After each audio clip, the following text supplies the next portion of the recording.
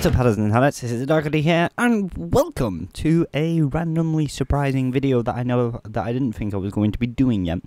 You see, Rixia is holding a contest to get you on to check out his Rampart PvP map, and you know what? Fancy giving it a go. And sorry if I sound a little bit weird. I only woke up 20 minutes ago, which is disgraceful because it's nearly 5 PM.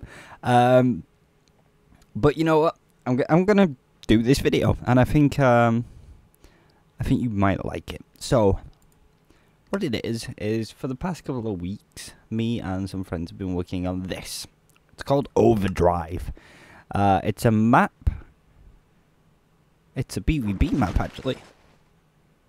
That is damn sexy. So let me explain it to you. The basic goal of this map, and I'm at the wrong area.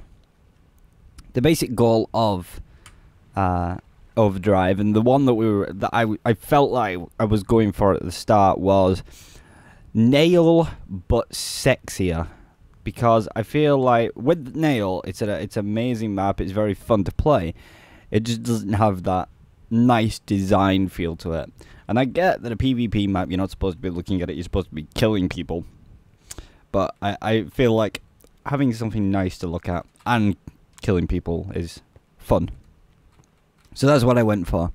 So there's a lot to it. Nice open area. We've got this nice cool little parkour that Fearpaw's made, which leads you up here. It uses command blocks to give it more fun. So if you stand on here, I now have jump boost, and I can jump all the way up into our Hall of Fame, where everybody who participated in the creation of the map is. So we've got Rixia, who actually at the beginning of the whole thing helped us with some tips and tricks for the building of the map. We've got Grey Geo, who also did the same as Rixia.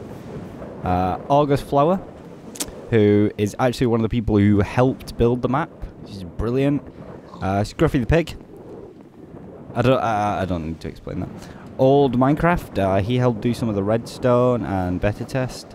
Beggars also helped do some of the command blocks. He set up the scoreboard system. Spiderbone did some of the testing and helped build some of it. Gito did some of the redstone, helped beta test it. Sandrino helped build and do some of the class system. Fearpaws is like August and helped build most of the map. And then there's me. What's up, Hatters and Hatters? Enjoying my map. It's shiny. And then we have the cool Overdrive logo here. Nice and big. Went for a jungly quiet look. Cool purple sword. And then the three of us. But if you get close to it, they look really weird. But the further back you get from them, the better it looks with all the details. So let's head back down to the actual map. There's the sumo again. So down here we've got a really ghetto team selection system. So this is the randomized team. You take the wall out of here, put it in here, depending on how many players you have. Team captain selector, just take some of the stone out, depending on how many players you have, and then you just press it until someone gets the red and the blue wall. Really basic, and it will be improved eventually. There will be an actual system for doing all of this. Got the rules here. I won't read through them at the moment. And then on the opposite side, we have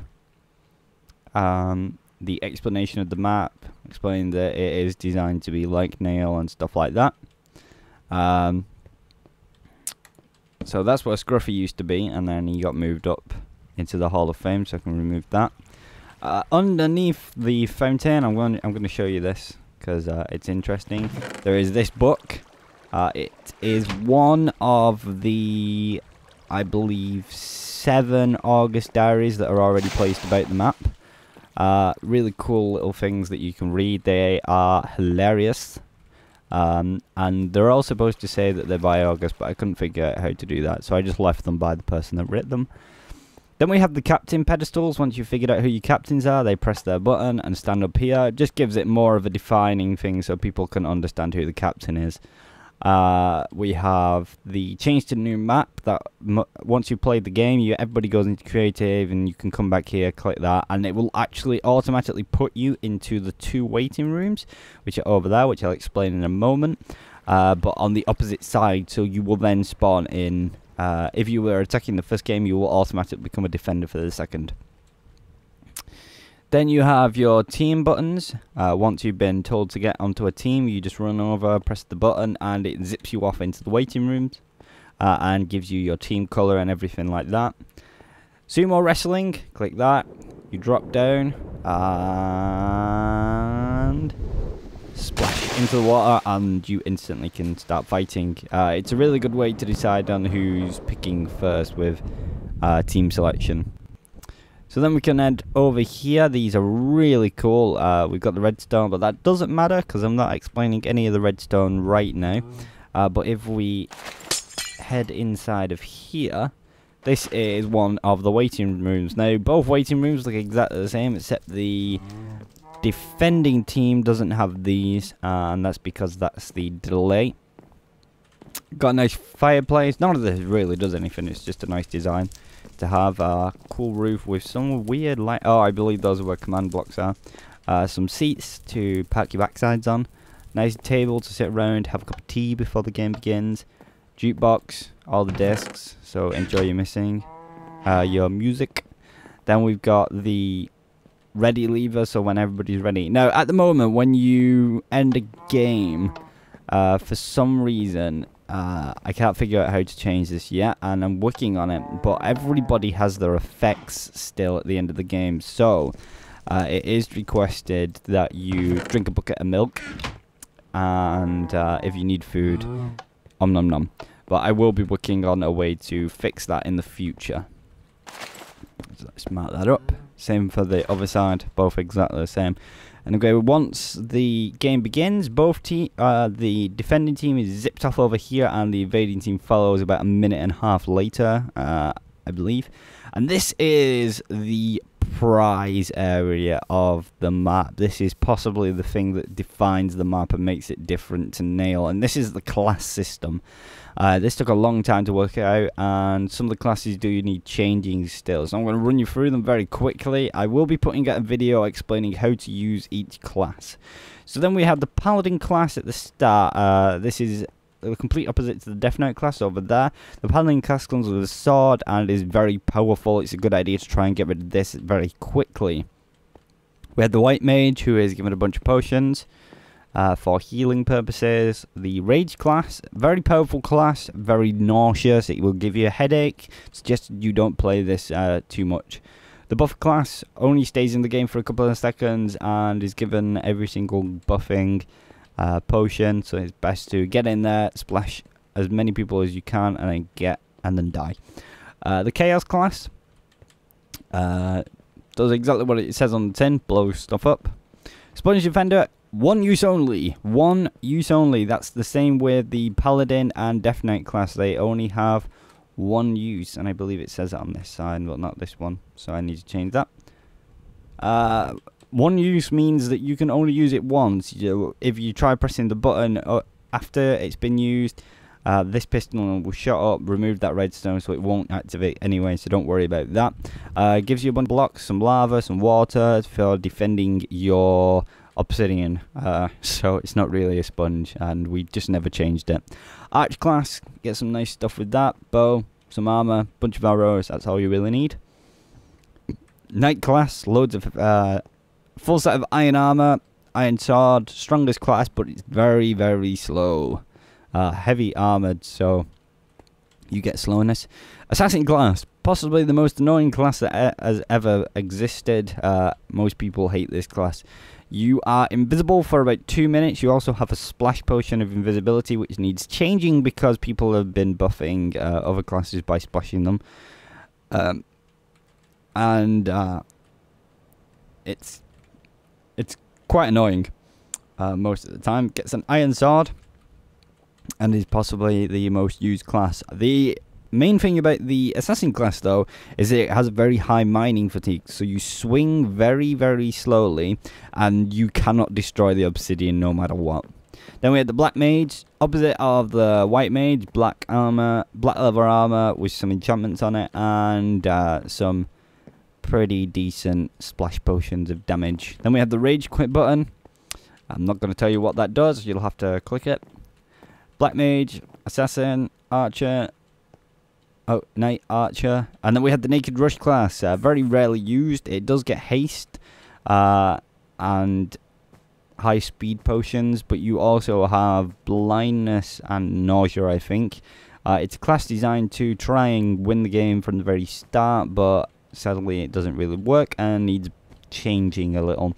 Chaos is still here. Pyro class. Pyro class is a class that has fire resist. It's made for winning the game. It's not very powerful. You get gold armor to represent the flickering flame of a fire, and a pickaxe along with a flint and steel. Rage class and White Mage class are the same.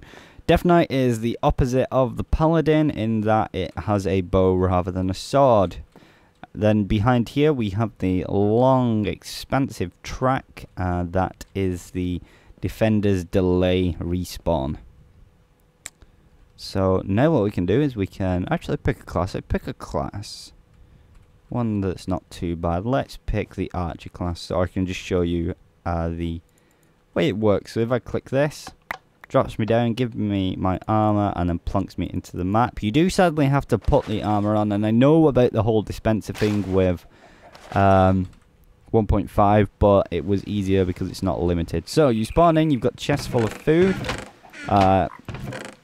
I know what you're thinking. You could just put some items, die, go pick a new class. No, you can't. It's a rule not to, and if you do it, you will be proclaimed as a bit of a dick. So here we have the canopy, the jungle. It doesn't serve much purpose in the game other than a bit of defense for the defenders. I need to edit this map because at the moment you can spawn camp and I don't want people doing that. Up on top of the canopy we have the epic gear. Quite a good idea to get rid of this. So we have in here the Icarus bow. Only got 4 durability, so you better be aware of what you're doing. Very powerful, can get most of the time maybe a one-hit kill. Then we have over here a bit of a parody stuff that I added in. It's called the Wet Fish. Infinity 1 doesn't ever break, although it doesn't break anyway. Efficiency 10, you can use it as a pickaxe if you really want to. And knockback 6, yeah. Then we have the Canopy Master, allows you to jump down off the canopy by putting the elms, and it's diamond, so it serves a bit more purposes. In there we have the Ender Pearl. Very good idea to blow this up because you're not going to need it as the defender. And then here we have 3 rage quit potions, which when splashed upon someone gives them strength 2, but it also gives them nausea and wither, which should kill them off. The Fear Paws, sharpness 2, knockback 2, quite a decent sword, and the August Dreamcat, which gives you everything, pretty much the best apart from protection 2 that a helm can have. Then we come down here, we've got the first area of the map, some nice defenses for the invading team, although they tend to get blown up pretty quickly. Same over here, some nice defenses, shooting onto the wall. Then we have some food here, and down here there is the spider cave. I do want to install some spawners onto this map, so some mob spawn, and down here I intend to have a cave spider spawner or a normal spider spawner. You have the Last Resort. It's 1 hit only, knockback 10. It's made for getting rid of naked rushers, and then a bunch of TNT for blowing stuff up. This is the first wall. It's a very good idea to either defend this with your life. It's important, and if not that, then it's a very good idea to try and take over it as fast as you can. This is some decent armor for pretty decent archers, along with Patch's training bow, which is a replica of my Nebulous bow, with the added addition of flame. This lever activates these dispensers down here, which dispense a bunch of lava everywhere and close off the gate. The general gist of this match is if you own this, if you can defend this wall for as long as possible, you will likely win very quickly. And let me just toggle downfall. So it's a very good idea to have this. The quicker the invaders take over this, the quicker they can win. Then we have the bridge. If you've activated the lava system, this bridge will likely disappear eventually. Then we have the lake. This is the main area for battle. It's very open, and it's a lot of area for the invaders to try and get over. The defenders can defend it quite well. And here is the main goal of the map. The obsidian block, if I break this, you can see there's a pressure plate down there. All you have to do is activate that pressure plate and you win the game, invaders. We have the defenders respawn point. They pop back into there. And just walk out by pressing the button. Or did I put a pressure? Yeah, pressure plate. Just walk over the pressure plate and you're out. Got some extra arrows for the defenders. A bit too many, and a bunch of pumpkin pies for them to nom nom nom on. Over here, we couldn't do the redstone properly, so what we did, we activated a left gate and a right gate. So you can actually optionally choose one and have a way to get in and out for yourselves. It's a good idea to defend this quite well. I'd say don't use lava. I'd say use water, because the thing with lava is that you can't see through it. And if a pyro gets into it, then you're not going to know that the pyro's in there, and the game will end. So I suggest use your lava elsewhere. I'm not going to suggest why you use it, but there's just a little tip from me. Water in this map works a lot better than it does in Nail. So anyway, that is the map. It won't be out until the trailer's made and I've finished making the necessary tweaks to the map, which I know I do need to make. But anyway, this has been the TheDarkHatty. I hope you will enjoy this map once it's ready for release, which should be sometime soon now that 1.5's out. But anyway, I've got to get going because I've got dragons to slay, mines to craft, and Pokemon to catch. Oh, just before I go, just forgot this. When there are only 15 minutes left in the match, this clock will activate and it will be constantly giving the attackers haste and the defenders strength. This is so every class can destroy the obsidian quicker, but the defenders can actually kill off the invaders a bit quicker. And then this announces when the game's over. It's a 20-minute timer roughly. Times change. And I do want to install a bit of a better clock. But anyway, like I said, got dragons to slay, Mastercraft, and Pokemon to catch. I'll see you next time, guys. Bye!